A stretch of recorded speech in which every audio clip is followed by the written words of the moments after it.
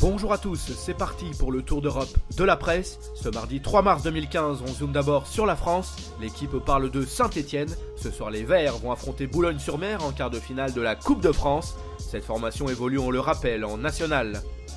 De son côté, la Provence s'interroge au sujet de l'équipe de l'OM. Dernièrement, les hommes de Marcelo Bielsa ont été souvent rejoints au tableau d'affichage en fin de match, alors qu'ils avaient réussi à prendre l'avantage. On passe la seconde avec une escale en Italie, à en croire le Corriere dello Sport.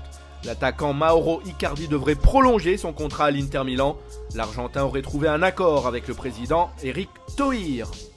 Pour sa part, la Gazzetta dello Sport revient sur le choc entre l'AS Rome et la Juventus. Les deux équipes se sont séparées sur le score de 1 but partout.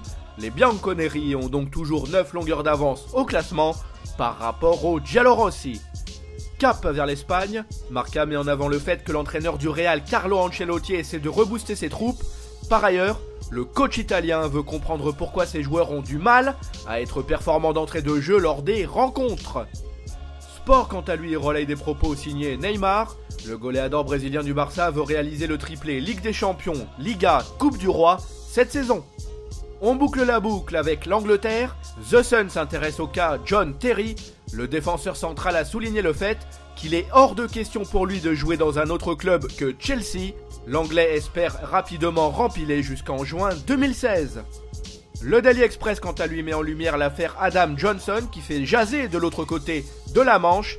Le milieu offensif a été écarté du groupe de Sunderland.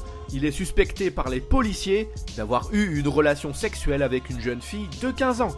Voilà, ce tour d'Europe de la presse est terminé. On se retrouve très vite pour une nouvelle édition.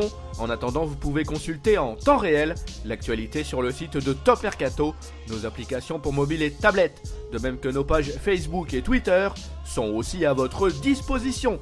À bientôt.